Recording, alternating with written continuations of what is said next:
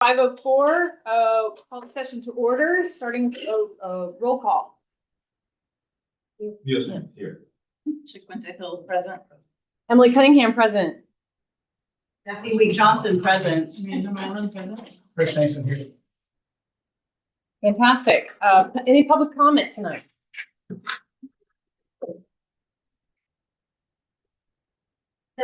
Okay.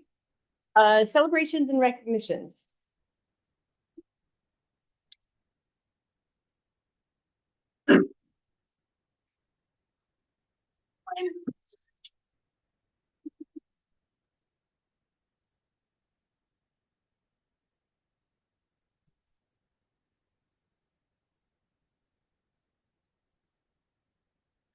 Outside, would you like for me to do this in his absence? That sounds great. I don't think it's actually want to miss one of them, so. Okay, good. Well, I'll start. So if you'll flip to the next one. Okay, we had a Black History Month event earlier this month, which was really great. We had it at the community center over here. And it was really wonderful. Student work from pre-K all the way up through high school. We had performances, poetry, reading, music, and the kids all really enjoyed it, as well as the families. And so it was a really, really good celebration and something that we want to continue and to grow as we go across the year. So we want something like this to become an annual tradition. So it was really, really wonderful, and we were very thankful. Next up, I want to invite Cash T, our Director of Career and Technical Education, up, along with his prize.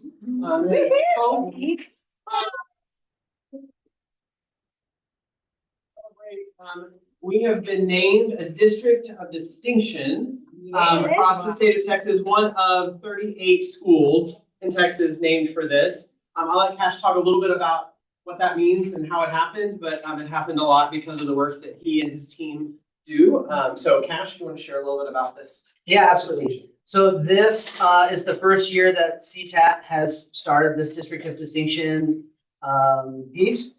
And there's an application process. You have to fill out all kinds of data, submit all kinds of data, everything from how we spend our CTE money to how our CTE students do on STAR tests versus non-CTE students. How we are incorporating real world things into what we're doing in the classroom. A lot of our work with our triple win space, industry-based certificates, anything and everything that CTE touches, they look at. And so, yeah, so we were one of 38. I believe we were the only one in McLennan County. And I also believe we were the only charter school. Wow, that is amazing. On presenting the information to the state organization, but he did it on behalf of the teachers who work on our campus, on the work that Corey Dickman and his team over at Triple Win do, which is a really unique thing that we do in the world of career technical education, and certainly with the incredible help of our business office, including Katrina Carmine, Donna Bird, who's our teams, who helps all the data stuff, Melanie Nelson. CTE is a really complicated process that involves lots of coding and funding and incredible projects and work that students get to do, but it wouldn't be possible without the district support staff and our campus staff to make this happen. And then, of course, we do it all for these amazing students who produce really incredible work. So anyway, it was a really, really cool thing to be one of the first designated. Rapoport's a lot of into the first. So we like to be the first. Yeah. And we're in this first round. So That's amazing. Thank you. On the heels of our game today, we are the by-district champions. Officially as of about 3:30 today. Dr. Newman and I jumped in the car and drove back to Waco from Midlothian. We also had the opportunity to take a group of high school students on a bus that way, along with our pep squad and of course our basketball team and our coaches. We won today and beat Poolville. ISD. Some people were eliminating the L as they were saying it today, but I won't do that here in this official statement. A really hard fought game, but we won. Also, our Ravens completed the district undefeated in district play, 12-0, an incredible feat. So we're headed to the area round of playoffs. The opponent is yet to be named because weather has thrown a lot of things into flux today. So our game got moved 4 hours earlier than it was originally planned to be. And the team that we are likely to play, their competition was moved from this evening to tomorrow. So we got to wait till tomorrow to find out who we play next. But just in the next few days, we'll move on to area and keep advancing. Go ahead and buy your tickets. San Antonio is where the state game will be played. So that's where we're headed before you know it. Last thing I want to do is just formally invite you to Meyer High School graduation. It is Friday, May the 23rd at 6 p.m. at the Convention Center. Put it on your calendar now, please. We want our board members to be present. In fact, if you're willing, we'd love for you to be right up there on the stage with us, giving this great honor to our students who have earned their high school graduation. It's a really beautiful ceremony. It goes pretty fast if you haven't been able to be at one before, because we have a fairly small class, though they keep growing here and there, but lots of things to celebrate. It's a really special night. As I said, over at the Convention Center in McLennan Hall, starting right at 6 p.m. We'll need you there closer to 5 p.m. so that you can be present and ready to run through some things with us. But start promptly at 6 with script in hand. Not in the recycling. Anyway, so please come and join us at the class of 2025 schedule. I think those are our celebrations for this year. That is. You want to take a quick picture, Prakash? Yes, come on up. Yes. Well, not by yourself. I'm gonna go. Katrina, you can snap a picture. Hey, if y'all just get right over here on this side of the table, Yeah, we're just gonna stand slide right right here. around. Come on, Brandon. Yep. I'll just stay over our first row. To go with the other. Well, we're redoing all of it so that we can remount. Brian is making sure that we are fully. Katrina, you can. She's taking a picture for me.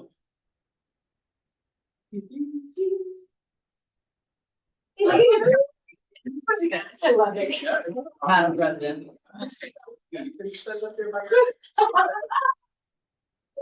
The teaching department is building something that you can. Thank you. Next year, we get a Just don't knock it. I'm gonna move it. And I want to thank leadership because I know that leadership and teachers, Mr. Nason, y'all been at all those basketball games as a presence, making sure everything goes smoothly. So that's not lost on us either. Thank you so much for your part in this season. Okay, consent agenda items. We can pull items off, or if I can have a motion to approve them as a bundle. Name them quickly, then have a condensed version. The minutes, the financials, and the enrollment report. There was no unusual items. Yeah, there was no expense request. There wasn't even any listed. So it's just those three. It's a separate agenda item. Oh, okay. Yeah. I make a motion to approve the consent agenda items. Second. All those in favor? Aye. Aye. Any opposed? The motion passes. Moving on to parent representative report. Anything, Stephanie? I have not had any emails or contacts recently, other than a couple of people who reached out actually that want to they want their kids to come to Rapoport. And this is, me being a little bit of a newbie, but they've expressed interest in whether they could come and have a half day with their student here. So if that's the case, I recommended they email you, but there may have been someone else that I should. So they can email me, or even on the enrollment page, it's got a contact information that goes straight to Katrina Thomas, our parent liaison. And then usually she meets with them or talks with them or does an open house or things like that. So she works with them. But yeah, just tell them on the enrollment page, there's a contact person. I thought that was fantastic that we're having those reach outs. Yeah, that's awesome. Mr. Nason, teacher representative, anything? I'm sorry I couldn't be with y'all last time. I did fall and butt my head and have a concussion, so I have not recovered. I'm joking. So if you see anything, no, real quickly, we were going to present as some of you know, I think there was a little update. I put a teacher committee, staff committee together. We met to work on some ideas or incentives for teacher morale or retention and things like that. We made a lot of progress. We were going to present tonight, but we did not know if the administrators were going to be back yet. So we pushed it off into March. It's ready to go. And I'm going to preview it with some of the administrators coming up. The intent, because in this, what we tried to do is we had a very open discussion. In the first hour, I said, all right, let's just see what our concerns are. But if we have a concern, bring back an idea of way to fix it. Let's make this positive. At the end of this, it was an extremely positive discussion.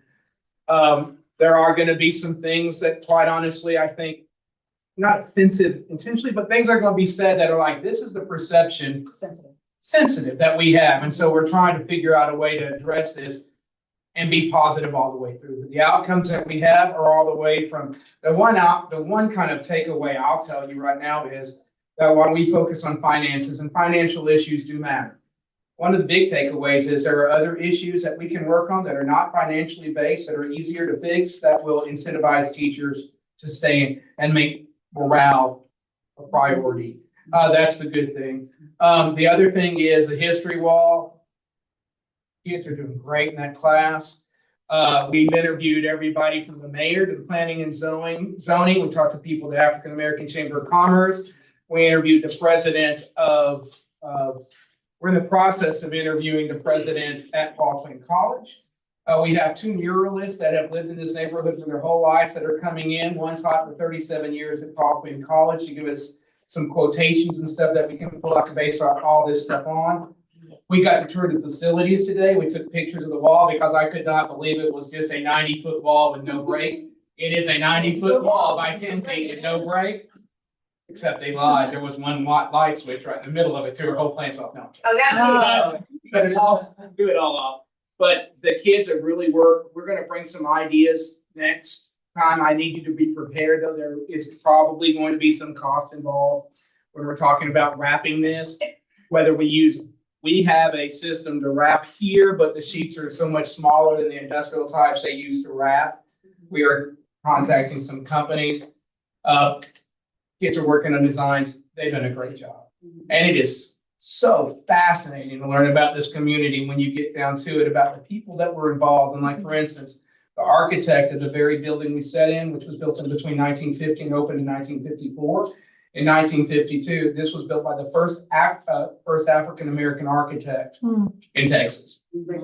That's pretty cool. Yeah. I mean, there's a lot of history here that when it comes out, you're like, holy cow. So that's progressing really, really well. As far as concerns, first of all, 2 compliments. One for Dr. Newman. When I met with him, one of the things that said that they were complimentary on, well, I mean, communication still has some issues, but one of the biggest compliments was the fact that you issue these reports after the board meeting. They really appreciate it. And then secondly, a compliment, Angie Conn is not in here, but Angie Conn, there are people that work towards us getting TIA certified. That's a big step. And so she put tons, along with other people, but she put tons of time to organizing that together. And I think one of the reasons we got qualified in the way that we did was because of her, to be honest. So I would like to say, to tell her in a roundabout way, thank you, because we owe her. This district owes it. Well, thank you for the clapping as well. 2 concerns brought up. I forwarded you this. I don't know if you saw it. There was a concern by a teacher about the need, looking into the possibility of hiring formal substitutes. I sent you the email today. You probably haven't gotten a chance to look at it. You've been busy, but I forwarded that to you. And then the other concern that I'm going to bring forward, I think was a legitimate concern. There was a concern about, and this is not detract from the fact that it's exciting to build a new facility. We are building this new facility. But there's also a general perception that while we're building that new facility, we really have taken our eyes off the facilities that we currently have. That while we're talking about this is going to be brand new, painted, sparkling new. And one of the things that came out is, what are we doing to update and maintain the facilities that we currently have? What is the schedule for updating these buildings, for painting these buildings, for taking care of them? We're taking care of issues like the leaking roof or the fact that we still have some rooms without ceilings on, tiles on them. So we're talking about when that comes up, I think it's great that we're building this building, but one of the concerns is, are we going to still maintain the current buildings that we have? And should there be some focus or emphasis placed on building a schedule? And we can do it all at once, but building a schedule where we can do that as well. Did they give some examples of areas? That way it's not just, what about the buildings? Well, Do you know what I'm saying? yeah, and that's going to come out, but part of that's going to be in about the facilities is going to come up in that report. And it's not negative. It's just saying, hey, we want to walk in. We want to feel good. We want this building. Yeah. You got what I'm saying? Proactive. Yes. And so that'll be raised. Which is like why our custodians repainted hallways over the break. Yes. And, you know. Yes, absolutely. Clean floors over the summers and, you know, that sort of stuff. Can you, But that's it. So that's all. can you explain the first point, the substitutes? The teacher felt that, and this was a fairly lengthy letter. I gave it to her. I was going to send it to you and I forgot. I'm sorry.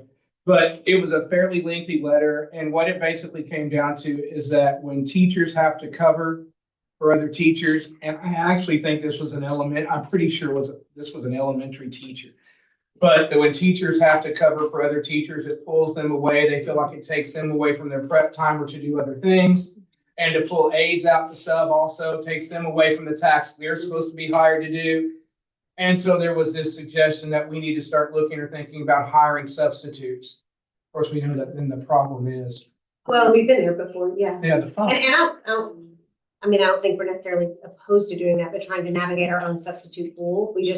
Eventually the teachers came back and said, this is just pitiful quality, Yeah. right? Like, we have people that don't do anything, or they don't show up, or they sit on their phones all the time, and then we have student behaviors and that sort of stuff. I think part of the issue that we have, and I know Tyler and Jennifer will echo this, is we hired long-term subs that could float between the campuses, but when you have teachers that leave, and then those TAs now have to go be the teacher in the classroom, and then we don't have other TAs that we can hire to come back in, suddenly there's no bodies left. I mean, there's been several days, especially recently, where it is literally all hands on deck, just trying to cover classes, much less if we had substitutes that we went from that. Well, So and I think we're not opposed. I think we've been there. We've used county services before. We've done that. It's just really. yeah, and I'm not suggesting either way. Yeah. I thought you would Sure. have the most information, so I forwarded it to you to handle it and look over the points they made. Absolutely. And that's it. I'll do that. Thank you.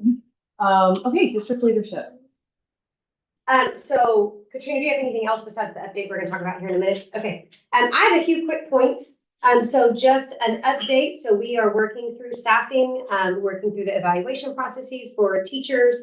So we still plan on being able to do letters in March, understanding that we really have no clue what the funding is gonna look like from the Texas legislature. So we're moving forward on kind of if we have exactly the same kind of a process, this is what it's gonna look like. We wanna make sure that we're trying to lock in teachers for the positions, even though at best right now, we're gonna say the same-ish salaries, right? Step raises, hopefully, things like that. So we're hoping to do that in March to kind of continue our structure like we've had as long as I've been here. If you haven't noticed, SJ has formally, fancily rolled out the new website.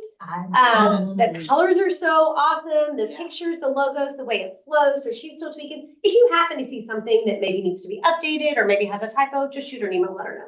It's not gonna be perfect, but oh, it's so pretty and it's so user-friendly. Interface. Yes, so good. So if you have a chance to give her a shout out, because she did a lot of work to get that done. We did do our annual emergency operations plan submission.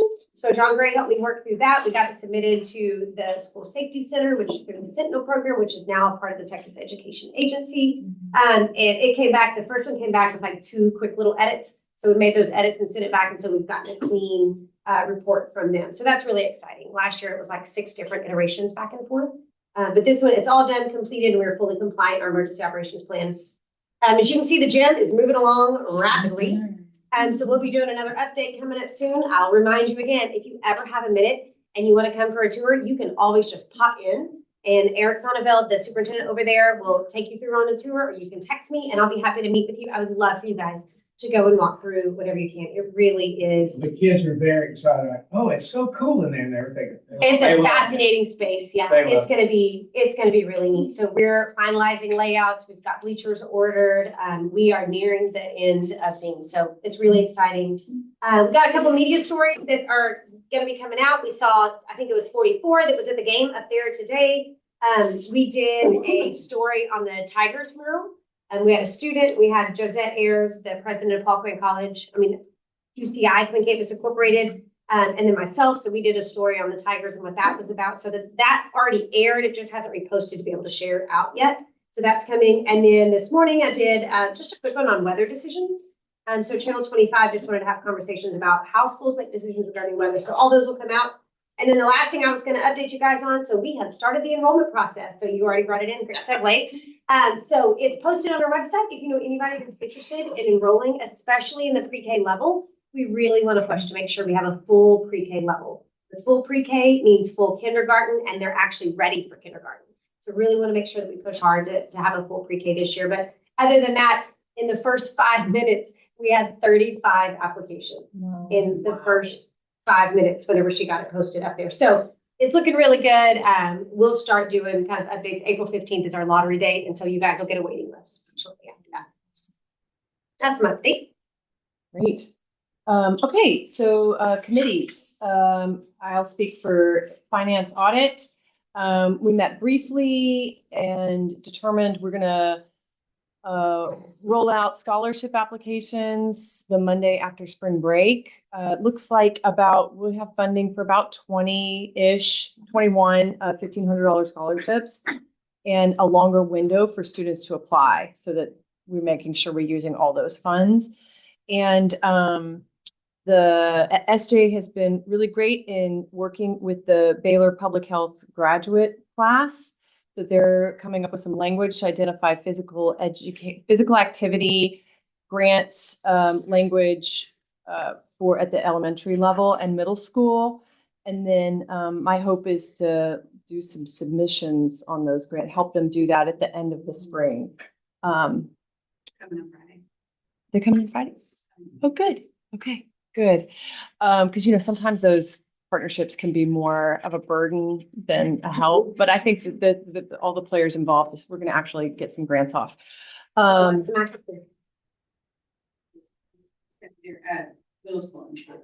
Okay, district improvement. Do you guys have anything? We weren't able to meet. I think we're looking for maybe a better time that works for everybody. Yeah. So we're gonna fix our calendars for next month. Awesome. And facilities, do you have anything? I do, but I also have some mixed kind of chiming in with teacher things. So I'll start with facilities.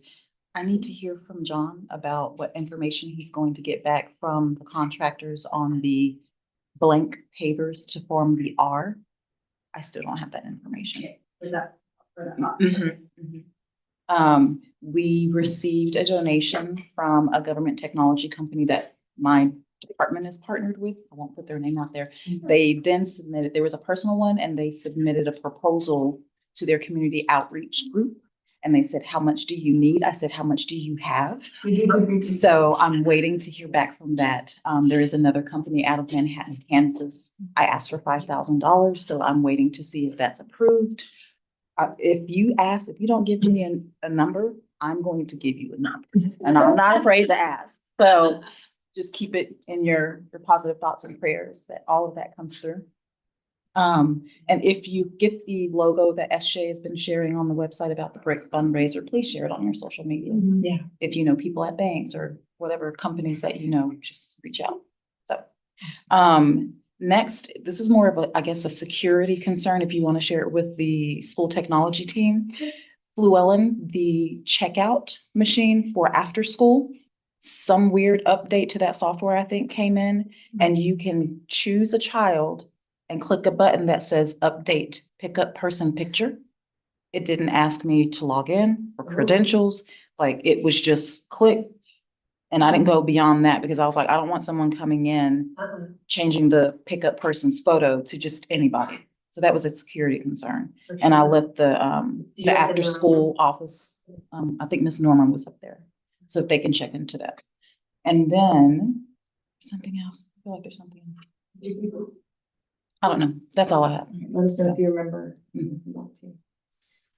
Okay, excellent. We'll move on to item 3.1, review, introduce texasschools.org. So I literally would just like to introduce you to it.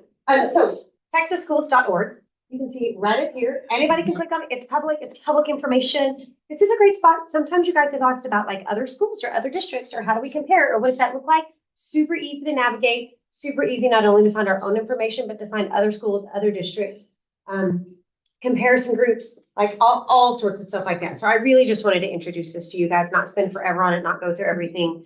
You can see our information. That's for where it's a district. So 89 out of 100. You can see enrollment. You can see demographics. You can see percentages. It's a great place if you want to do some click and compare easily with other Hopefully, schools. sorry to interrupt. Yep. They should be familiar with it because they had homework to Uh-huh. grow in questions. Okay, sorry. So hopefully everybody went through that. By the way, if you haven't already given your homework to either me or to Stephanie over at Region 12 for your board training, you have to get that done. If you can't find the email with the information, shoot me another reminder. I'll send it out to you. So these are highlights.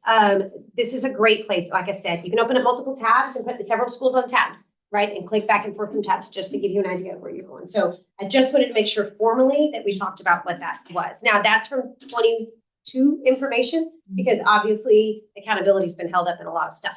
It will be coming out this year. Everybody anticipates accountability to actually come out after we take these tests and to come out in the fall. They're not expecting any major changes, which would cause any delays. So we'll see. I think there's always going to be some arguments nowadays, but you can at least go back and see some of the information. That's just informative. So we will, I guess, they were assigned to submit grows, and a question for Stephanie. Mhm. We'll talk about that at a later date. Mhm. Okay, Yeah, that'll come back in kind of a board training follow-up. perfect. Yep. Where I- do we send that somewhere? Yeah, so send it to me or send it to Stephanie if you haven't already. You have it? Well, yeah, I thought we were. Yeah, I did. Sorry, I didn't tell y'all that. I just said come to the meeting with it. Forward it to Dr. Newman. Yeah, just write up and forward it to me, and then Stephanie will put it all together. Kind of collect everybody's, and then that'll be information that I'll follow back up on. Typed up. Great, yeah, send it to me. So that'd be great. Presentation of draft calendar. Okay, so if you notice, this is not a voting item. It's a provided to you item. I didn't unfortunately make it easy for you guys to find it. It was in the regular board drive. It just wasn't in this meeting's drive because I didn't want to move it around a bunch of different places. But really, there's 3 calendars on there, but there's 2 that I want you to look at. I don't need to go into deep detail today because I want you guys to look at it. Tyler and Jennifer and my superintendent cabinet are taking it to their teams to look at.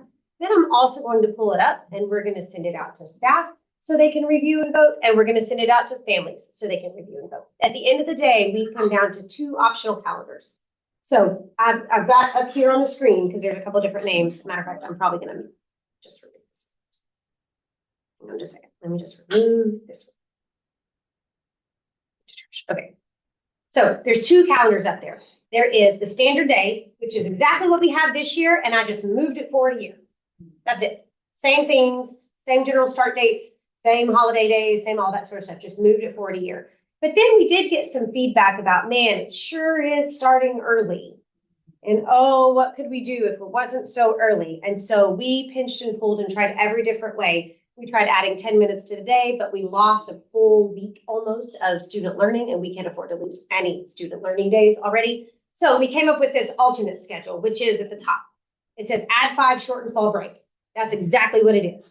So the thought is that we would add 5 minutes at the end of the day, which would become kind of a wrap up prep time for all students in the district. What do we have tonight? What do we need to gather up? What's your homework? What does it look like? So that would be the end of the day, 5 minutes across the district. And then in order to start a little bit late, you add the 5 minutes, and fall break, instead of being a full week, becomes a 5-day weekend for students and a 4-day weekend for staff. So yeah, it's like Thursday is parent-teacher conference day. So Thursday would be the parent-teacher conference day, and then we would have Friday and then Monday off for everybody. So we give up days on fall break, but it lets us start when you add the 5 minutes and we do that. We don't lose I think we lose one instructional day for the whole year, and we get to start a full week later. So I want you to look at those two, gather your thoughts, gather your ideas, and we're gonna put those two out to our teams. What's up? I'm just thinking, does any other school do it this way? Where they do the votes? Yeah, well, the votes and then like Mhm. lengthening the day to try to. Oh, yeah. Yeah. So we are already shorter than most other schools. Most schools run a 465 and we run a 555. So 465 minutes in a day and we run a 555. So moving to 560 is more in line with what that is. But yes, when the state changed from days to minutes, everybody went to minutes based. So that's not at all uncommon for schools. I will also say there's been years, most years, where we'll put out some sort of calendar based feedback and just say, hey, what do you think? What do you like? What do you not like? We generally get better feedback when there's an option, like a clear A or B. Like, let me be able to vote A or B. And so again, the thought is it more important to start early and have the full fall break? Or is it more important to start a little later and give up some of the fall break days? And so that's really the give and take for that. And so fall break is this November 7th. No, it's October. October. It's usually like the week of Columbus. Mhm. It's usually the week of the fair, like that's what I say usually, Yeah. this year, that's what it was. So anyway, so it's non-voting item, I'm presenting it to you, I want you to have time to think about it, to digest, to talk to people about it. My hope is when we come back, unless the board wants to schedule an earlier, that's just like a one agenda item only meeting, when we come back in March, I would be asking for approval of the calendar. I will have given you feedback that we've received from staff and that we've received from families based on a little like literal one question survey that I'm gonna put out to everybody later on this week. So, Is fall break normally a week? Is it standardized a week? well, we have done it, we have not historically done fall break. What, second year? Second year? Yeah, this is year 2 to ever do fall break. It's very nice, but it also, because we do parent-teacher conference days, because we do protected staff planning days throughout the year, because we did the full fall break, and because folks wanted to be out by Memorial Day, there's only so many days where you can push all that learning, right? So anyway, so that's just information for you to take, for you to look at. I'm gonna take copies of these and put it in this month's meeting, just so you don't accidentally edit it and miss the draft planning that we've done. So I'm gonna take a PDF. If you want these, they're just in that main board of directors folder. But I'm gonna take a PDF of these and slide it over into this month's meeting. And then I'm gonna do that, report out and let people vote, and I'll give you that information back. Dr. Newman, Yes. one thing is we brought it up a couple times here Mhm. and there was a little discussion Mhm. and some dissension, some disagreement.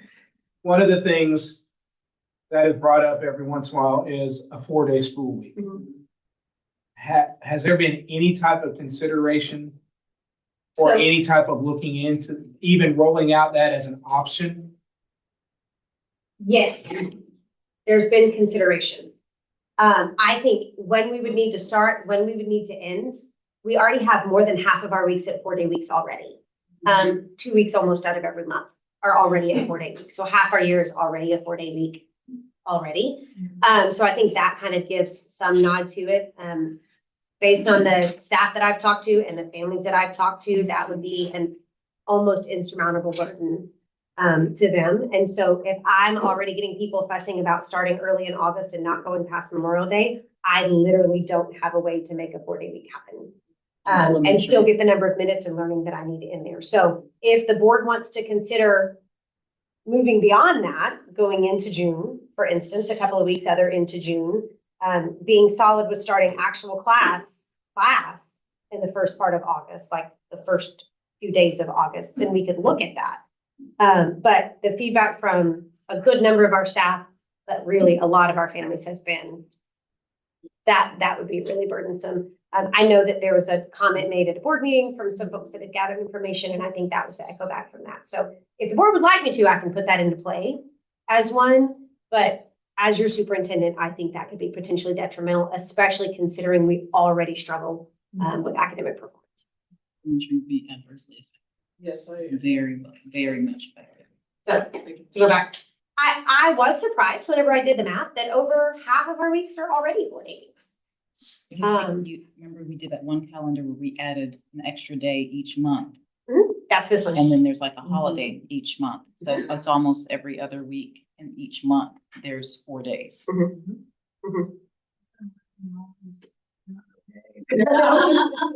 Trying to figure out where everybody's going. I had forgotten that this past weekend was a 4-day weekend, but I'm very blessed. I have support, so.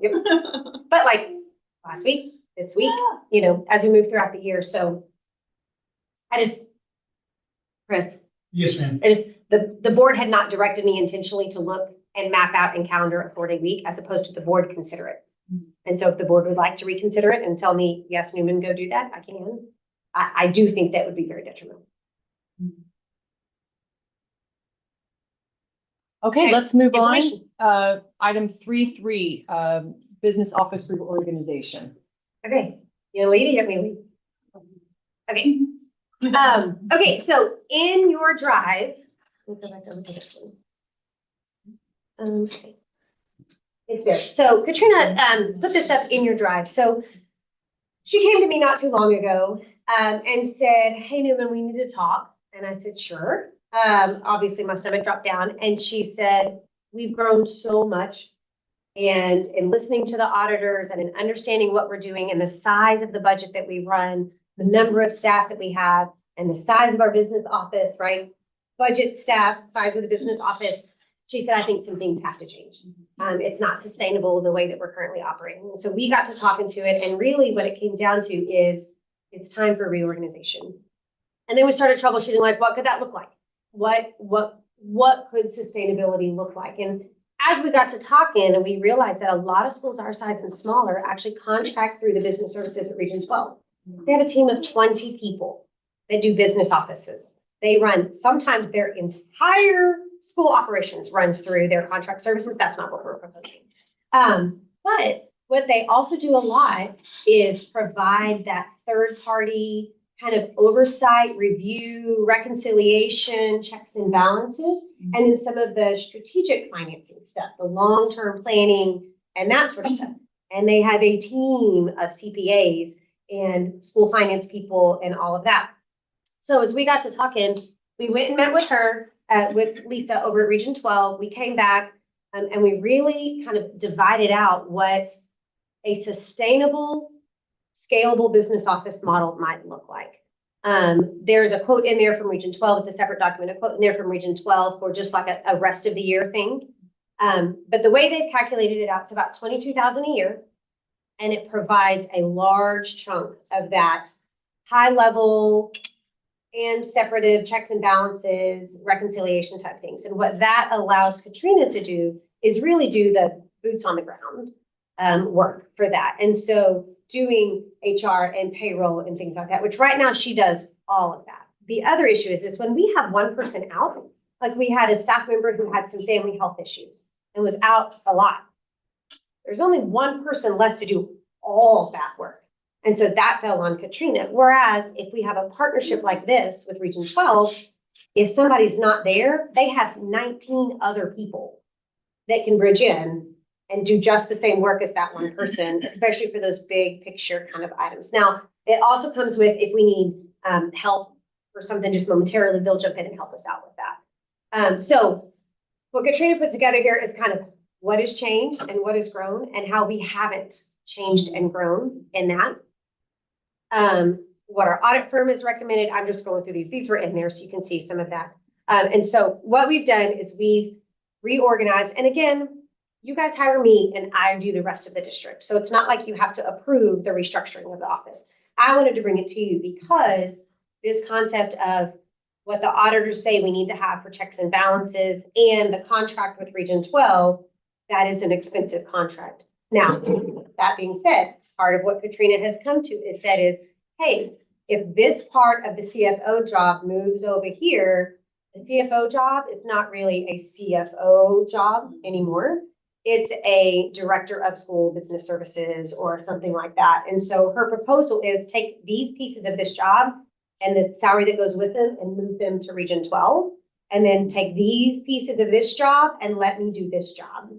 Then have the bookkeeper doing bookkeeper job And then there's two other ladies that are kind of in the office that can step in and they kind of fill in. And so doing some more cross training and some more specific training for the ladies that are also in part of that, the PEMS person and then the admin assistant for that. So we work through job descriptions and what that might look like and duties and responsibilities.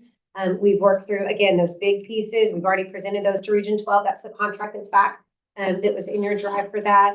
At the end of the day, when it comes down to it, the growth that we've had, it's time to look at sustainability and like what can last. And like the auditors have said in every single financial review is all your stuff happens with one or two people. And all you need is one or two of the wrong people and lots could happen and lots could happen. And so this just gives that real clear separation. It gives the expertise. It gives a whole team of people to navigate that. So my ask for you guys is actually the contract part, but the contract part doesn't make sense unless we explain the reorganization part. So Katrina, is there anything you want to add? Did I leave out anything?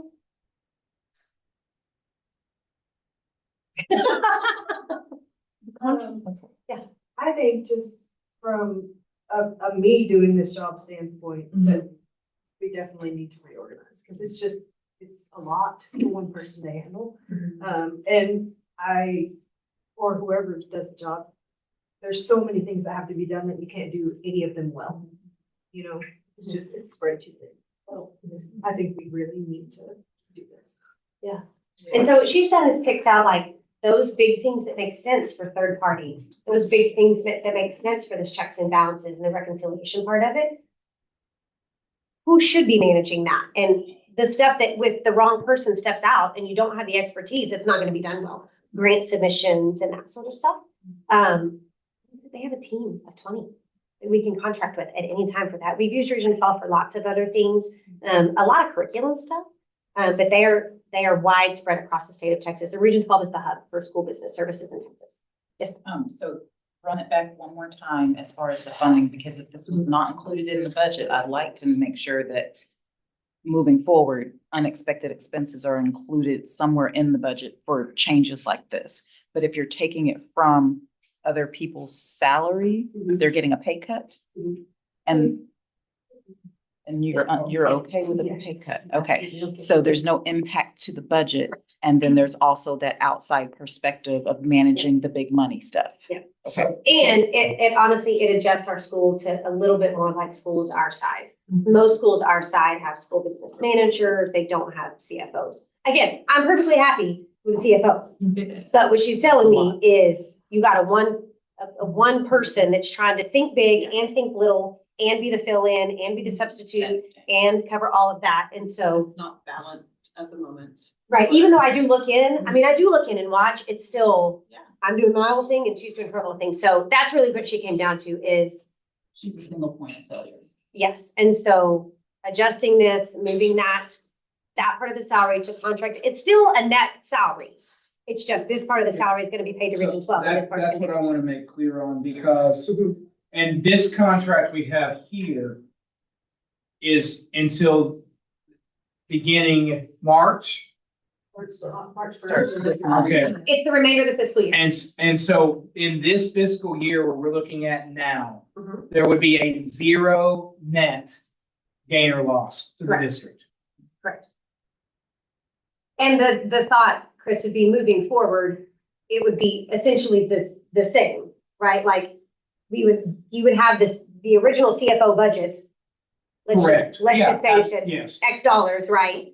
So part of that money is Region 12 and part of that money is Director of School Services. And really moving forward, when we get another contract, like next year, it might be that the money shifts a bit. I just want to make sure I understood this as to right now, since we've cut personnel in some instances at the beginning of this year, we've eliminated personnel to say because we didn't have the money to pay for that, It's not in addition. that we're not adding money now to it till the end of the year. And based on what Katrina has planned on, thinking about needing to be a same budget, also next year would not be added. We've already talked with Region 12 about what a full year would look like, and that's what she's planning. So she's not only planning for us right now, she's also planning for what next year would look like as well. So kind of a samey thing, lighten the load for her, both task wise, but really like mental checks and balances load, providing in the oversight that the auditors really want us to see, creating a more sustainable structure with backups and expertise, really essentially at a net zero. In the budget, could that be moving forward since we're still in the current fiscal year? Any future budgets, can you have a specific line item that spells It would that go out? in as a contract. Okay. Yeah, it would look like any other contract that we do through Region 12. Okay. Yep. Well, you're valuable, Katrina, and we Mhm. want to keep you also, and thank you for all the calls that you've had in the air. Questions or? Who currently does HR? Is that under you? Mhm. It's, okay, so you're gonna be doing kind of the same things and this contract is just gonna be. Right? Right, so I won't be doing audit anymore, they'll be doing audit and annual budget and, The big one. The reports, the 990, Yes. the W-2s. not hard, but. check the I'm balance. wondering about the title change. Do you like the title change? Is that necessary with the change in position? Yes. It's necessary for Katrina. You don't want to be the CFO? I'm thinking like employability kind of in the future, that like an officer position sounds different than a director position, and that's. Yeah. I think it also, she did a lot of work on that and came back with a suggestion, and I'm absolutely supportive of her suggestion. Yeah, you also have the other directors already with Mhm. those titles, so it kind of Yeah. aligns her with those other like responsibilities. And in that same kind of adjusted, she has set up like kind of pay band structures Mhm. for those, and so there's a director level kind of structure that makes sense for that. Thank So- you for taking the time to break all of this down, and also it just That's the easy part. makes me deeply, deeply appreciate you. And I know it's hard when you know that a role has to change and it's your role. Yeah. So, I'm okay. yeah. So we want to keep you. Yeah, well, and I think that's the thing is, I think she came in with a really hard topic. And then as we were walking through the topic, I became the one just full of gratitude for the long-term thinking that Katrina brought to that chair, which is this is not sustainable. The growth that we've had is not sustainable unless we do something different. And in order to do it different, we really need to have checks and balances. And then she worked through the problem solving and the structure for that. I mean, it's not often that somebody comes and really thinks long-term like that, so. You do not require a vote, but. we I don't could- require a vote for the reorganization. However, there is a new contract that's with that reorganization. So it didn't make sense to bring one without the other. So that's why you have all of the detail on the reorganization, because also in that is the documentation for the contract. It's $12,000 for Region 12, and it's the remainder of this fiscal year. We will bring you with all the approvals for next year, that contract. We're not asking for next year. We're asking for the remainder of this year. I make a motion that we approve, I'm sorry. Sorry, has our lawyer looked at the contract? Yeah, it's a standard Region 12 contract that we have, yeah. I make a motion that we approve the memorandum of agreement between us and Rapoport Academy until the end of the fiscal year. All those in favor? Aye. Aye. Any opposed? Motion passes. Thank you. Electric provider contract. I think 5 years ago, when I made the first thing, I just signed it, a 5-year contract for our electric provider that locked in that rate for 5 years, and it's not to re-up that. So the company that we work with sent us over this proposal. Currently, we are with Green Mountain, who has sold to NRG Energy or NRG Business Solutions, I guess. And he recommends that we switch to TXU for the best rate for the next 5 years. So, What was that increase? What was it, like 20,000? Because I guess they locked the price in, so there's not like a standard 5% annual Correct. increase. for 5 years, it'll be that rate for 5. And I mean, he gave us options for 1, 2, 3, 4, and 5 years, but the 5-year is the lowest rate with the longest payout, I think. And the way energy costs are going right now, I would love to lock that in. Yeah. Can I ask the original 5-year locked-in rate, if you started with that and did a 1 year and they increased it 5% every single year, what that amount would be compared to what they're proposing? Good, but I don't. Does that make sense? Currently in front of me. So do you understand what I'm asking? Mhm. To show that it's not just, yeah, we're running to it. Most vendors will do an annual 5% increase. So if this rate is lower than if they had just did a 1 year, what is that, 112,000, 5 years, every 5 years, or every year they do a 5% increase. What would that look like?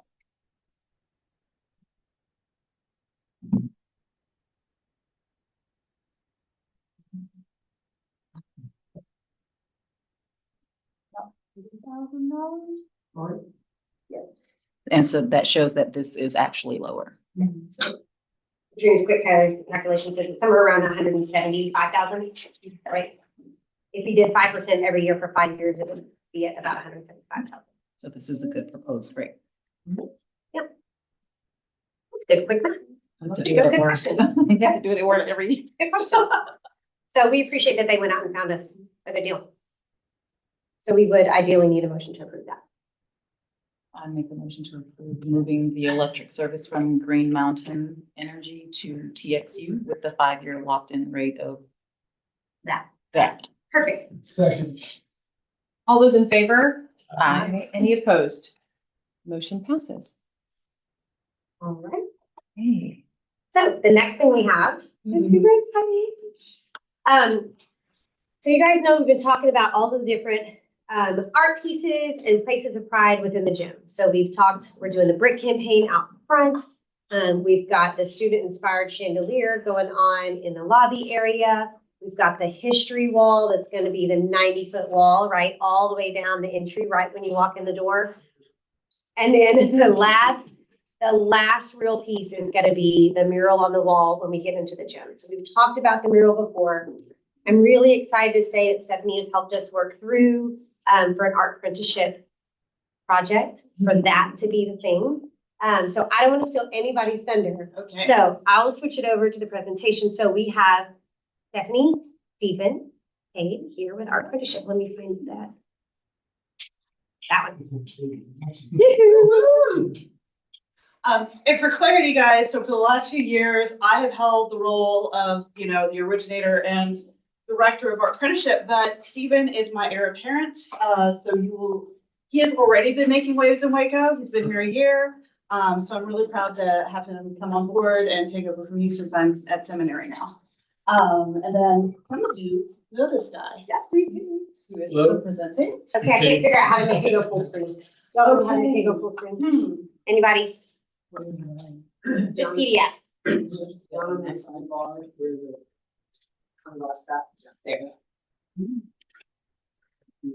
Full screen. Full screen. There it is. Okay, right. Okay, beautiful. All right, so we're gonna hand it over to these gents. Thanks for the intro. What's being passed around right now is like a pre-pitch. Kate and I came in and we curated a session with elementary age students, middle school and high school students around the idea of doing a mural in the gym. So everything being passed around right now that you're going to be seeing is the actual architectural mock-up of the wall, and then student work responding to the idea of doing a mural in the gym. But as far as our apprenticeship goes, since 2018, we've done 12 large-scale murals, 3 short films, and 3 exhibitions and other events throughout the city. We've brought in over 100 young artists as paid interns throughout Waco and McLennan County. And we've worked with 34 professional artists, engaged them as designers, mentors, or other roles throughout the program. Our mission is just to empower young creatives to make art, engage with their community, and make their mark. Our apprenticeship, we strive to reflect the core values of Creative Waco at large, which is to grow and support a thriving cultural and creative community by investing in our future. And Devolved is Kay's Baby. yeah, his baby, his corporation that he's done, his LLC for his mural productions. Some of his high profile work that you've probably seen, definitely in the area, is the Texas Sports Hall of Fame, Baylor University Law School, Texas A&M, which we came that together. He did everything. I just assisted. I did all the fun stuff. And then our apprenticeship, he's worked with our apprenticeship since the beginning. And he's an alumni of this awesome school. He still knows all the core values, which is very impressive. And I did quiz him on that. Put them on the board for the middle schoolers. Yeah, we were talking with the students and they're like, I can't remember them. And he's like, come on. So that's a little bit about us. Context going into this. For this year's program, this is just kind of a snapshot overview of the timeline. We have these beautiful references that Kate's going to be using. He's been connecting with John Storm, who's a faculty member here, very influential in Kate's development as an artist, along with like the past basketball coach to bring in some of those historical references, potentially for the mural design. After this, we would enter the design process and design approval, which would be between February 21st and April 25th. May 3rd, 10th, and 17th would be our design workshops where we go over the design and how this came about with our paid interns, many of whom are Rapoport students. May 19th, Kate would begin mural production during that kind of week leading up to graduation. That'd be a break for us for our apprenticeship. May 27th to 28th, we would be running our safety training and site management with our interns. May 29th to June 20th would be the art apprenticeship students assisting in the mural execution. And then June 21st is the tentative date for the ribbon cutting and celebration. In addition to this as like kind of the main focus of the program, we do 2 complementary projects in June and July, which would be mural battle at Eastside Market, kind of paying homage to the past mural battles that used to take place there and restarting that initiative, and also a collaborative art exhibition, which would be zine project, then a personal mixed media painting inspired by their zine. For that, we're going to be doing some collaboration with Baylor for their book arts and letterpress lab. Next slide. And so for the pricing guide, we have a few options here.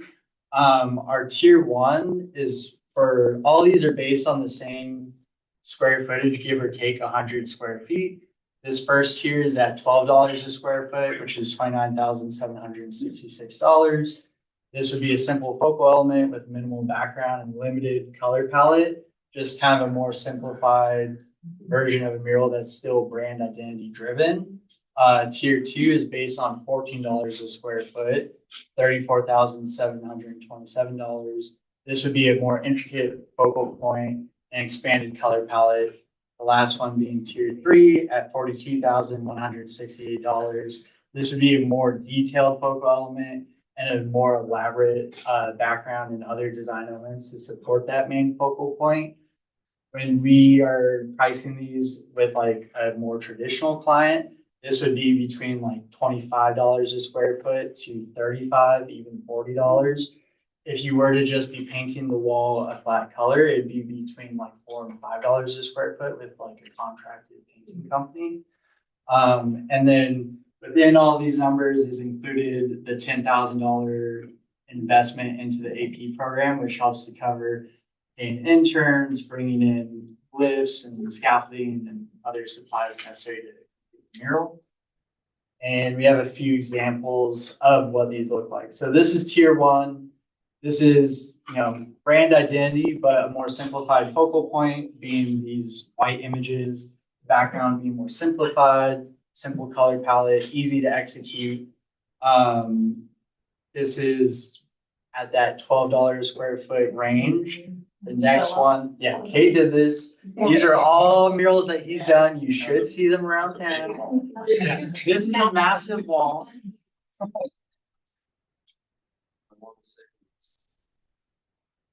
Yeah, I remember it when you first got the gig, man. And 35 feet tall. So tier 1, simple designs, simple finish, not a whole lot of color and contrast, but a good starting point. I will say that's about the simplest you can get. We did have a lot of references of other murals. Decided it was a better fit to read personal examples. Hopefully you can kind of gauge. Well, I think what that one does is it shows how much impact you can have with those colors. You do a simple stuff. Simple stuff. This is tier 2. This was the Dr. Pepper Museum. This is the side that Kate worked on. AP did the other side of the Dr. Pepper Museum. This is that next level of, hey, we're still doing brand identity, we're still doing storytelling. There's more things to focus on with these characters and a very simple background that still plays into that. Tier 3 is, so this is at Texas A&M. This is what we mean by like an expanded color palette, but it's still pretty simple in the background, with this more intricate storytelling narrative for the focal point. So Aggie Park, each one of these has very detailed paintings that tell the story from freshman year all the way to the here, which is kind of their memoriam for alumni who passed that year.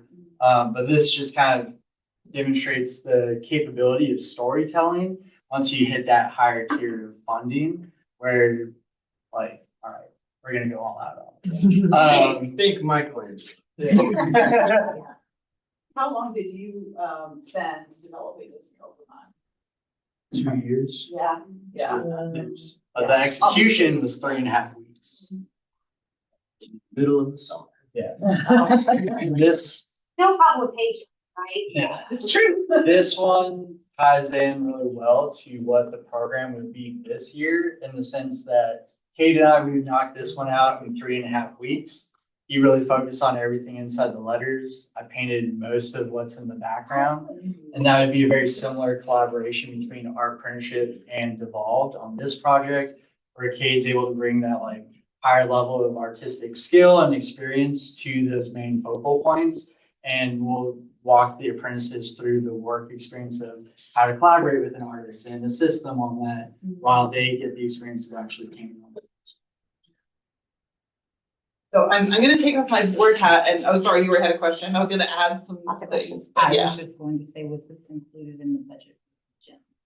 Or is this an ask? This is an ask. This is not included in the current budget for the gym.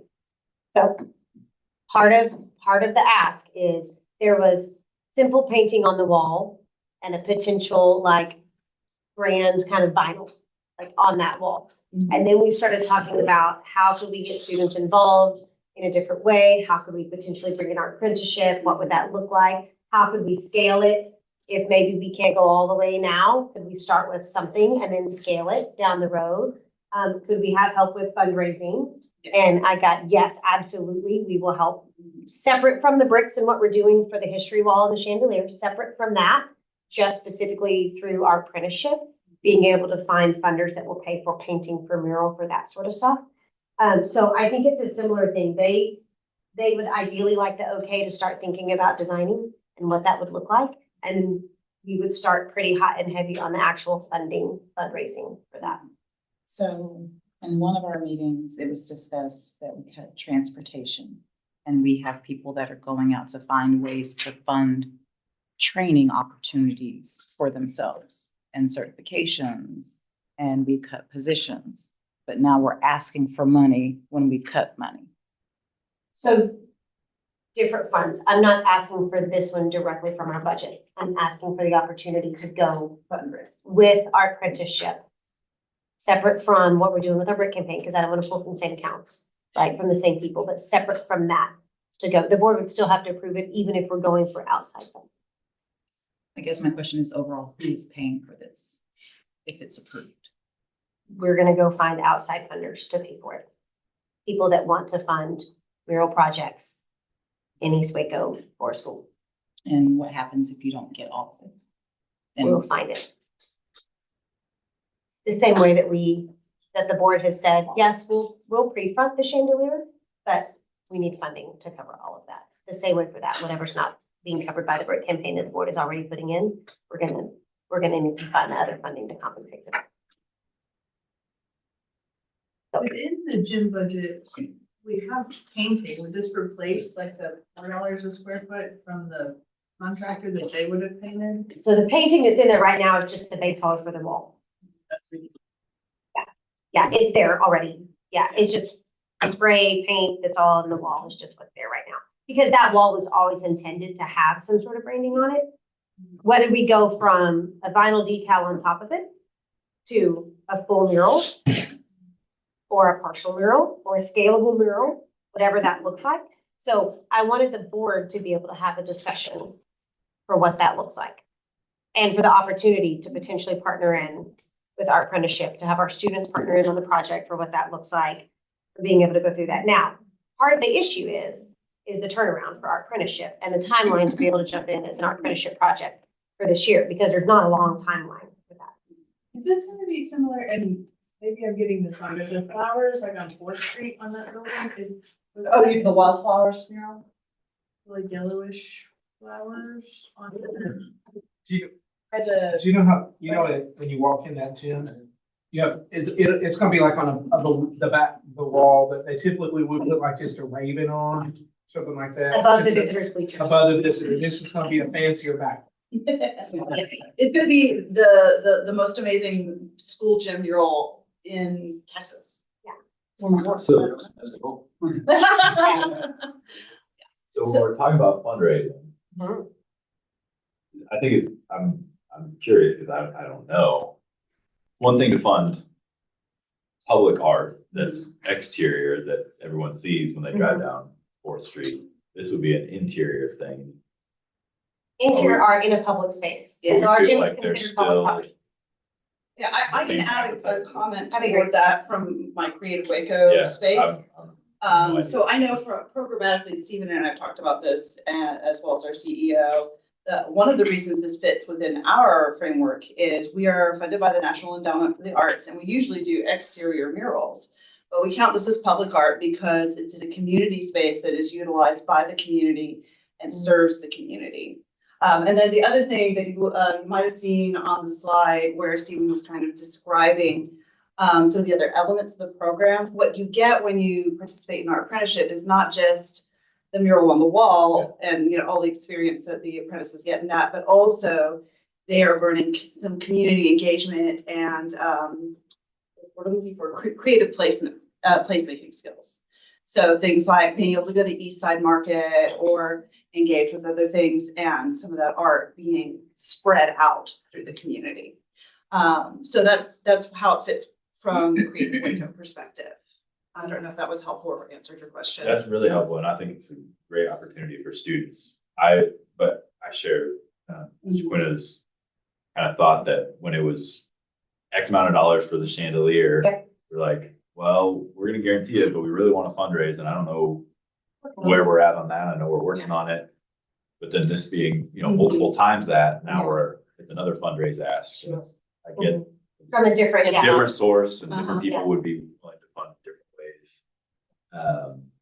And I think, But- here's the thing, that the wall could stay simple and blank. Like, we could put the vinyl raven up there and we could build with it. I think my only hesitation is, I know I could contract back in with them when we're ready to build a full mural without a problem, and that wouldn't be a problem. You jump back in a heartbeat and still do the same level of, like, asking the kids for the brainstorming. What we lose is the apprenticeship side, the student experience side, the funding from creative arts, like we lose some of that piece with it, which makes it that much more impactful for our students and our student body. But this is a board conversation and a board decision. I want a cool raven to like wow people whenever they walk into the gym, I'm not but it comes opposed with that to cost. everything presented here. I think it's wonderful. I love the idea of the partnership and the student involvement. What I don't love is the money ask, because it's not guaranteed what that fundraising is going to look like when we've cut positions. Staff are already complaining about raises and health insurance costs, and we're asking for probably $42,000 plus. Yeah, so I'm not asking. These are tiers that were, yes. Well, So- and I And we could even scope it down. I kind of agree with what you're saying. And to me, I think it's a great idea. And I know they're gonna turn out a project that we can be proud of. And I know that if we make an agreement to go forward, we're making sort of a bond with these gentlemen Mhm. that when they start planning this out, my concern is we start the process, they plan this out. And they spend, because he said 2 years to plan that out. Now, this Oh, won't well, be that this, was- well, yeah. I'm saying that's the extreme, but let's say he starts working. We still owe him the people who plan it. We are already invested the time and money that they deserve, even if we don't continue to go forward just for the planning portion. And my concern is when we get to that portion, let's say we've raised X number of dollars towards it, and it is no way a need, it's no way near where we're covering. Then if we've made a commitment, we've almost guaranteed that some way we're gonna cover that money. It's hard to start a process when it's hard to stop a process rather when it starts. And Katrina, I have a question for you. Well, right now, we're talking about the possibility of having a surplus go forward, maybe by the end. Not at, because at one point it was like, at one point we talked about a $200,000 surplus. Yeah. From the gym construction? No, No, no, just regular. General. General operating. 100,000, Maybe. yeah. Because 100,000 in a $10 million budget. Because if we start adding up what we've already sort of committed to do, we're getting perilously close if we don't cover it to the $100,000 that we have. submitted. Fundraising, so there's like art buckets of money that people are like, I love art, so I'm gonna donate money, and then we're gonna reach into those buckets to pay for this. Is that the idea? Yes, Yes. yes. Okay. So I think, so There's a different group of people that fund art projects Yes. versus that will fund, put their name on a brick, that will fund, absolutely. potentially do the history wall. Like, we've got other people that are interested in different pieces. And I think we'd have to be really careful to honor, like, where people want to put Yeah, that money intentional placement. Mm-hmm. Are these like local philanthropists, grants that are coming? Thoughts and ideas, that's what Yeah. I'm asking. Yeah, so, the early conversations that we had with Dr. Newman, and the reason that these guys put together the tiers was the initial vision was, yes, Creative Waco, Art Apprenticeship, and Devolved would be willing to put all of our forces together to help with fundraising in any way. We can help put you in contact with people if that's needed. We can, vouch for different things as community members, as people who are passionate about Waco, all of those things. Kate And said, I will go with you. yes. Like, we will go together. I will go And with why you. would you not want to give Kate a gazillion dollars? So that was part of the early conversation. The other part was with the tiers, the idea was, and I think Stephen expressed it pretty well, that if you have those tiers, what you're looking at, as Dr. Newman said, is we could come in and do just like the centerpiece this year with the art apprenticeship programming, with a predominantly Rapoport group of students and so on, and that would be great. The other value that you're getting when you partner with our apprenticeship is we are paying all the apprentices to do their work. We are paying for mentors who come along and provide support staff for Stephen and Kate. We're covering supply costs. We are covering equipment, and we are also providing extra programming that is a value add for Rapoport. In the sense that it is further community engagement that intersects between our values. So those amounts include some of what you're covering? yes, some. About how And much then- would that be estimated? Yeah, so 10,000 is the amount that we usually ask of our clients. And then what's beyond that is what Cade needs for his design fee and then all the things that Stephen and he were just talking about. So. And to echo that, these numbers are with the whole 2,400 square feet. Mhm. And there's a lot of ways to. Yeah. These are discounted rate already. About half. Yeah. Yeah. Which is, About half of what his market rate would be, is what he's quoted us at. And then within that, then we went back in, because I really want students to be involved in it, or else, yes, it's beneficial, but that's, to me, is the big draw, is that our kids actually get to put brush on a wall Yeah. and design on paper. Yeah. And so for that one, so one of the things Kate did say is, like, we can scale it, right? Because it's the whole wall right now, is what he's looking at. So we can scale it back and say, how about just, like, here's maybe the design is for the whole wall, then maybe phase one, actual like paint on wall is a piece of that. And then maybe we expand, and then we can expand, and then we can expand from that. I think I wanted to get it in front of you guys sooner rather than later, so you could start thinking about it and you could ask your questions about it. Not necessarily so that tonight you could say, heck yeah, Newman, here's a check for 45, right? But to be able to ask those questions so that maybe we step back to the drawing board, maybe by March, we have potential donors, or we have scale it back in, or we have here's what it would look like, or like, I think it's perfectly fine to ask these questions and to give this kind of feedback and say, okay, we like this, but we're not sure about this, or what would that look like? That might give us a few weeks for him to kind of brainstorm from the ideas that they got from students and really kind of sketch a little something out, not super detailed, right? But a Well, and little the something. other thing that I think would be very helpful, I'm sorry. Okay. Over you. Great. I know from a logistical standpoint is, it does give us that time, and what, like Mr. Nason was saying though, we want to make sure that our artist is compensated. So if we are able to like come to an agreement, yes, we'll move forward with the design process, knowing that it might change, knowing that that number might change. It empowers me and Steven to say, here's a memorandum of understanding saying we're going to move forward with the design process. And then Creative Waco can make sure that Kay gets paid a design fee for this, because we have our grant funding in for that. So you said something that may have helped me make a decision, even though we're not voting tonight. Yeah, Sure. Yeah. Because you said, with them, if we take the time to think about it and we come back, say in March, and that gives them time to work on the external fundraising, is it possible if we moved forward with it, with the understanding that they're going to start on the fundraising, we look to see how much fundraising they get from these private investors and see where that goes, and then decide on the design because the money has already come in? I just want to guarantee that it's not touching the school budget in any way. That's my only concern. And the final project is not. Mhm. I got the sense that y'all would be assisting in like, hey, here's some potential places to go. They are not securing the fundraising. That is on us. Yes. Yes.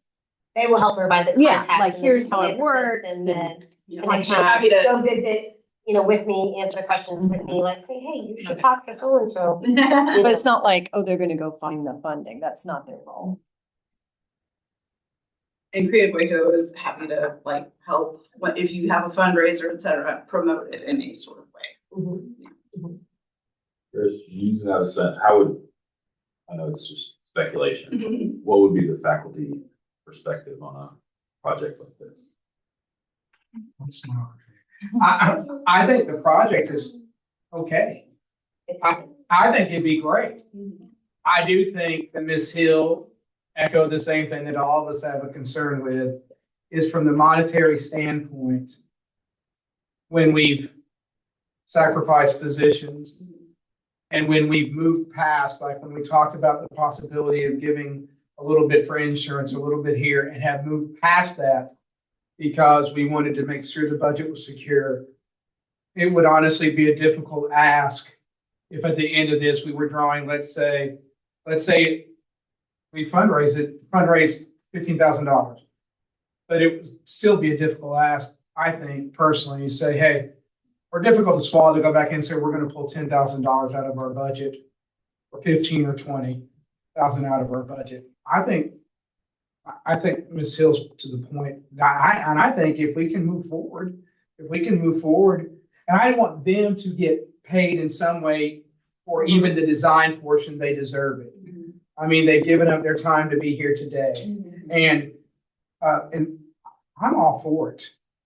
Especially if it's something like a work of art that is a community, because the idea of this space is not to just be for us, it's supposed to be to Rapoport. I mean, not for the community as well to use. And even like the design of it, if we do, my only caveat I would think is that if we do start including fundraisers from outside of here, whatever we put needs to reflect on the broader community as well, whoever's helping us.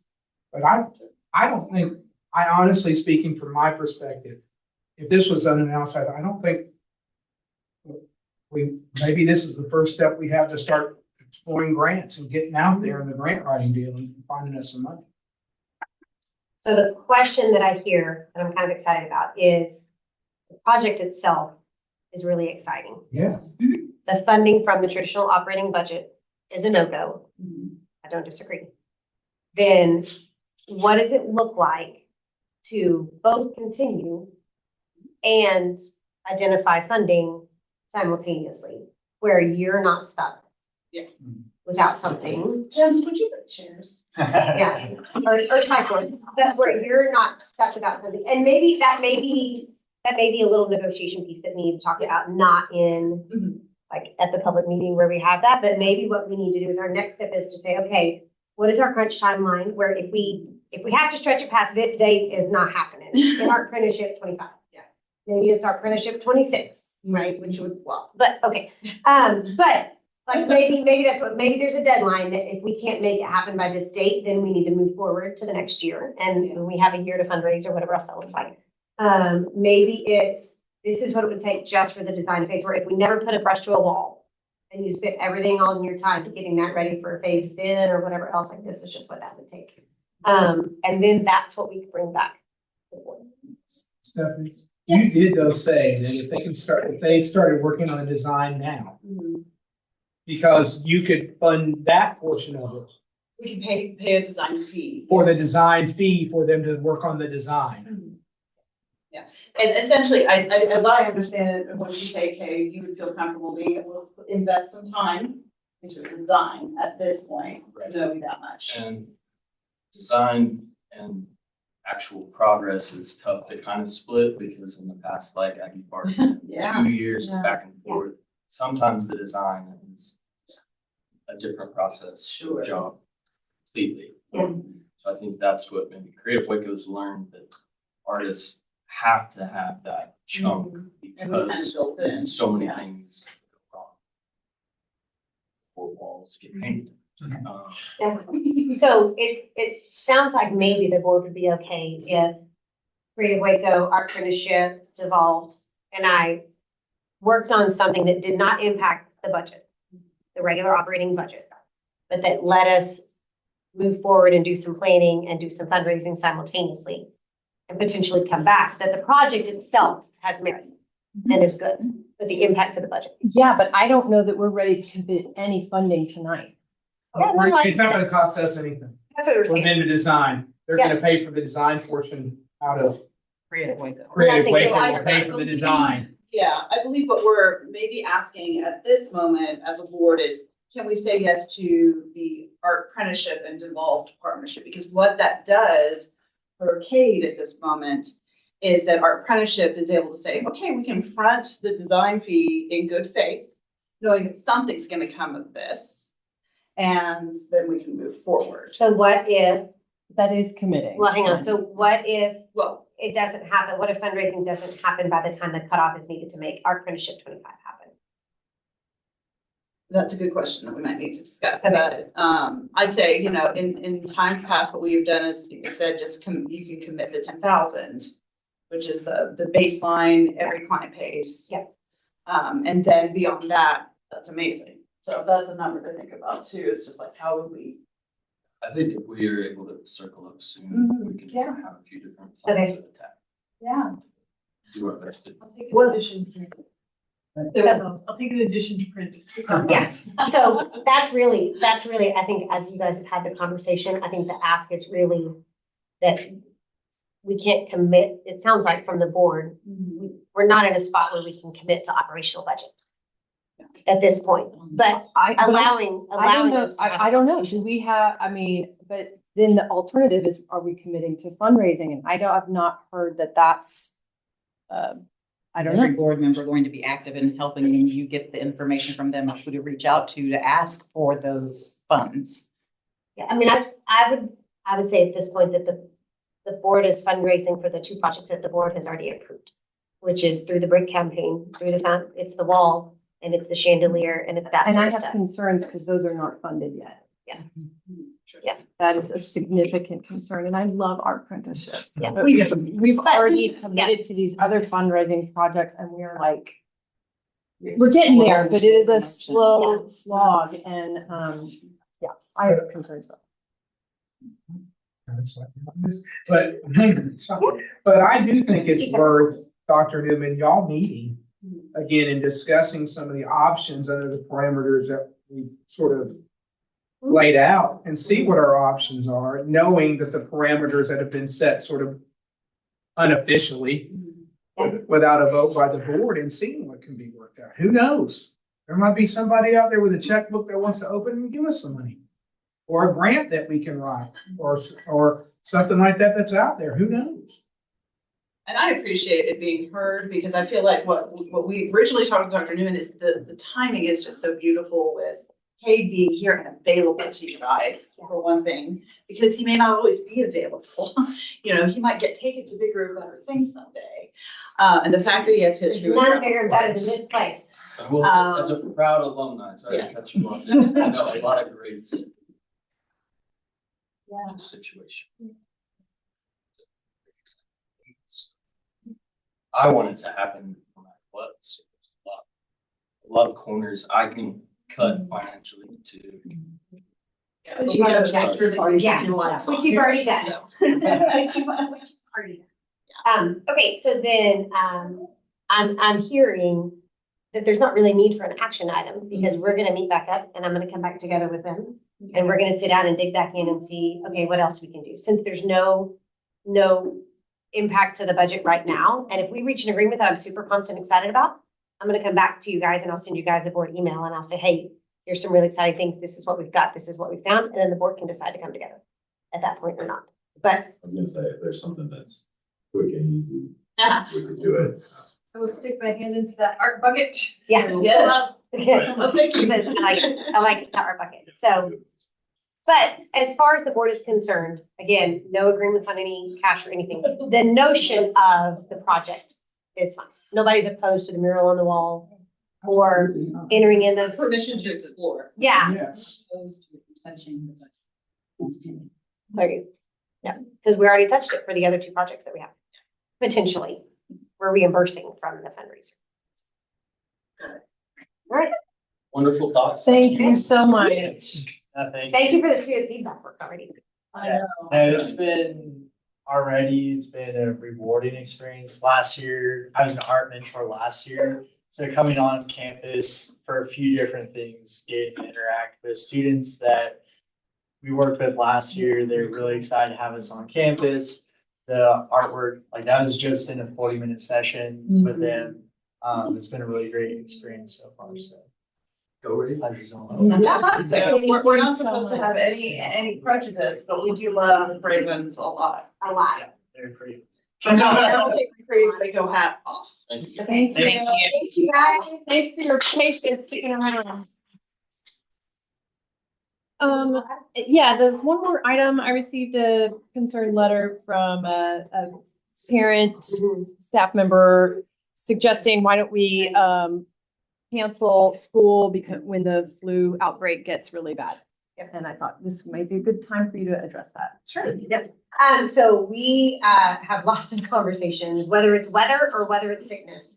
On the sickness side of it, the problem is, well, really on the weather side of it as well. We have to make those decisions across as a whole district. So Jennifer can tell you, there were days when MacArthur was barely keeping afloat, either because of 70% student attendance or because all hands were on deck and literally everyone was in a classroom trying to cover something with maybe 6 kids in a classroom. And so we eked and lived along like that because you can't shut down a whole district just because one campus is really struggling. But the other piece of the elementary was still operating just fine. And then at that point, secondary was still operating just fine. Well, then the next week, secondary was struggling and they had staffing issues, not so much student issues. We were still in the 90s for attendance with those student issues, but staffing got to be a point where it was all hands on deck. I mean, instructional coaches were in classrooms for whole days, like that's what it looked like. And so on the sickness side of it, we were actually toying with whether we were going to shut down as a district on Thursday to have a Thursday, Friday, Saturday, Sunday, Monday break for that. And what we ended up doing was taking the Friday that was a staff development day in person and we moved it to remote so that all of the adults and kids would have a minimum 4 days to like finish their sickness, get healthy and come back. And I think we saw really good response rates coming back today. So staff are back, students are back, and I think that was the right choice. I think The hard thing is, and we did all disinfectants, like our custodians were in the buildings and spraying it down with the sanitizers or deep wiping, like doing all the stuff. They did that on Friday and then finished up on Monday. So the issue is when we close, we either have to use makeup days or we have to have a surplus of minutes. We don't have a large surplus of minutes, so we would have to use our makeup days. Yeah. When we do use makeup days, we don't get good attendance. On our best, it's in the 70%, which impacts our funding. And so, yes, while we make those decisions with what's best for student and staff safety and health, we also have to make them based on attendance and based on financials. We can't close just one campus because then our minutes are all messed up and one campus makes up the rest of the district and nobody's having those days. So we have to close as a district. So really what we weigh down is if student attendance is greater than 10% of that day the previous year, that's kind of TEA's threshold. So if our attendance last year was, say, 92% that day, if attendance is going to be, if we're predicting it to be less than 82, then as a district, then that gives us room to say, yeah, it's probably an okay day to shut down. If we try to have school and it's less than that, then we can get a waiver day for that day. But it's still going to potentially impact funding unless we can get a waiver day for that. What we really fall more than that is on staffing. And so what it comes down to is if we can't safely staff a campus, then we will shut down as a district. We went through that all the time in COVID, ups and downs and ups and downs and ins and outs and ups and downs. And almost universally, it was because of staffing. Staff kids got sick, staff got sick, and we had to shift and move around for that. It's the same way with bad weather.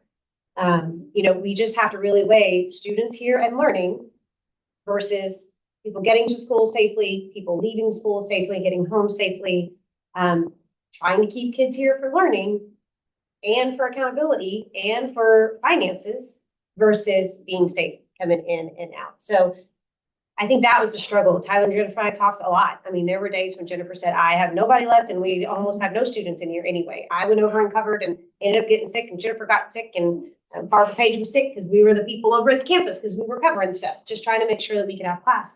But it didn't impact the whole district. It didn't even impact the whole elementary. And so just trying to weigh the difference between those is really hard. So I would say, I feel very much like there's no one right decision. There's no one wrong decision. But the rightest decision I can make is to have a school that's open for kids, where breakfast is waiting for them and lunch is waiting for them and learning is waiting for them. However, there were days in these last 2 weeks where staffing was, we were almost there. We were almost there on a couple of days. And so Tyler did together with his team last week. We shut down Friday, Saturday, Sunday, Monday, and came back today doing really well. So does that kind of answer that It does. a little bit? Do y'all have any feedback, questions, things you want done differently related to that, whether it's weather or sickness? I think you guys do a very good job. I mean, you've worked with even the emergency operations district, emergency management, when it's been weather related. You know the school better than anyone else will. From a parent perspective, we would have a concern, but we are not the boots on the ground here to see all the data that you see every day. So I entrust closures to the administration. Yes, parent, but she's also a staff member. Jennifer can echo, Tyler can echo. There were days we were like, I don't know how we're going to function today. But I don't know how we're going to function today, and you've got a 93% attendance. 93% of the kids wanted to come to school today. And so we try to do that if at all possible. If we can. Like I said, they went, when I say all hands on deck, Jennifer pulled people from other campuses to come in and help cover for that campus. And again, secondary was that way last week. So like I said, when we have a significant attendance drop in students, meaning we have greater than 10% where we were the year before, or when we have staffing issues where we can't keep kids safe, that's really our threshold. We can't cover classes. We're combining classes, like doing weird stuff. Like, those are our thresholds where we'll cancel. But you can't just cancel part. It's all or nothing. And we have to take into account what the impact of not having school, especially when it's done last minute. If we close on a Tuesday and it's Monday and we're telling everybody at 4:00 on Monday, then that puts a lot of families in a lurch when they're trying to figure out stuff just for the next day. We do like the contact tracing, like send an email, like when your class has some. So there's no contact tracing required anymore. Our custodians will go in and try to do a deep clean, or the teachers have like Lysol that they clean it with, but no. I know it's unrelated. I just went. Yeah.